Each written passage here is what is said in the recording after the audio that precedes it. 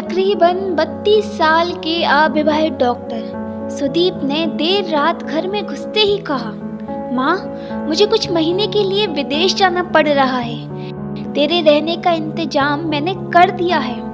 माँ ने घबराते हुए कहा, बेटा, तेरा विदेश जाना जरूरी है क्या? सुदीप ने कहा, माँ, मुझे इंग्लैंड जाकर कुछ रिसर्च करनी है। वैसे भी कुछ ही महीने की तो बात है। मरती सी आवाज में माँ बोली, ठीक है, जैसी तेरी मर्जी। और छोड़ आया सुदीप अपनी माँ प्रभा देवी को पड़ोस वाले शहर में स्थित एक वृद्ध आश्रम में। वृद्ध आश्रम में आने पर शुरू में हर बुजुर्ग के चेहरे पर जिंदगी के प्रति हताशा और निराशा साफ झलकती थी, पर प्रभा देवी के चेहरे पर वृद्ध आश्रम में आने के बावजूद कोई शिकन तक न थी। एक दिन आश्रम में बैठे कुछ बुजुर्ग आपस में बात कर रहे थे। उनमें 2-3 महिलाएं भी थी। उनमें से एक ने कहा, डॉक्टर का कोई सगा संबंधी नहीं था जो अपनी माँ को यहाँ छोड़ गया? तो वहाँ बैठी एक महिला बोली, प्रभा देवी के पति की मौत जवानी में ही हो गई थी। तब सुदीप कुल 4 साल का था। पति की मौत के बाद प्रभा देवी और उसके बेटे को खाने के लाले पड़ गए थे। तब किसी भी रिश्तेदार ने उनकी मदद नहीं की। प्रभा देवी ने लोगों के कपड़े सिल कर अपने बेटे को पढ़ाया। बेटा भी पढ़ने में बहुत तेज था, तभी तो डॉक्टर बन सका। वृद्ध आश्रम में करीब 6 महीने गुजर जाने के बाद एक दिन प्रभा देवी ने आश्रम के संचालक रामकिशन शर्मा जी के ऑफिस में फोन से अपने बेटे के मोबाइल नंबर पर फोन किया और कहा, सुदीप, तुम हिंदुस्तान आ गए क्या? सुदीप का जवाब था, माँ, अभी तो मैं इंग्लैंड में ही हूँ। 3-3, 4-4 महीने के अंतराल पर प्रभा देवी सुदीप को फोन करती और उसका एक ही जवाब होता, मैं अभी वही हूँ, जैसे ही अपने देश आऊंगा तुझे बता दूंगा।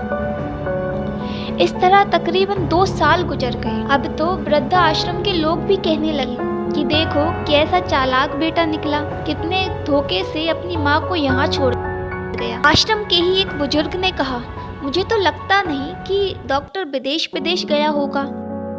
वो तो बुढ़िया से छुटकारा पाना चाह रहा था। तभी किसी बुजुर्ग ने कहा, मगर वो तो शादीशुदा भी नहीं था।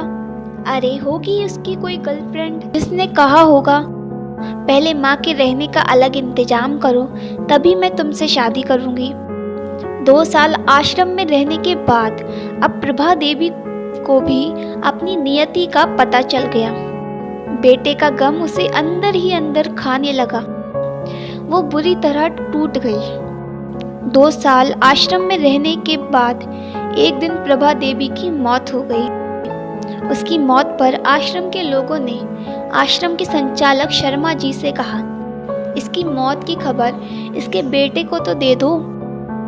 हमें तो लगता नहीं कि वो विदेश में होगा, वो होगा यहीं कहीं अपने देश में। इसके बेटे को मैं कैसे खबर करूं? उसे मरे तो 3 साल हो गए। शर्मा जी की यह बात सुन वहां पर उपस्थित लोग सनाका खा गए। उनमें से एक बोला, अगर उसे मरे 3 साल हो गए तो प्रभा देवी से मोबाइल पर बात कौन करता था? वो मोबाइल तो मेरे पास है, जिसमें उसके बेटे की रिकॉर्डेड आवाज है। शर्मा जी बोले, पर ऐसा क्यों? किसी ने पूछा। तब शर्मा जी बोले कि करीब 4 साल पहले जब सुदीप अपनी माँ को यहाँ छोड़ने आया तो उसने मुझसे कहा, शर्मा जी, मुझे ब्लड कैंसर हो गया है और डॉक्टर होने के नाते मैं यह अच्छी तरह जानता हूँ कि इसकी आखिरी स्टेज में मुझे बहुत तकलीफ होगी। मेरे मुंह से और मसूड़े आदि से खून भी आएगा। मेरी यह तकलीफ माँ से नहीं देखी जा सकेगी।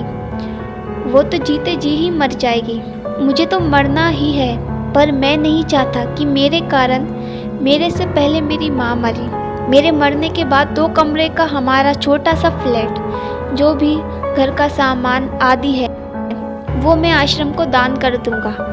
यह दास्तां सुन वहां पर उपस्थित लोगों की आंखें झलकने लगी। प्रभा देवी का अंतिम संस्कार आश्रम के ही एक हिस्से में कर दिया गया।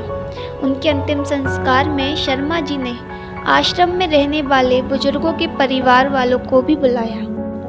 माँ बेटे की अनमोल और अटूट प्यार की दास्तां का ही असर था कि कुछ बेटे अपने बूढ़ी माँ बाप को वापस अपने घर ले गए।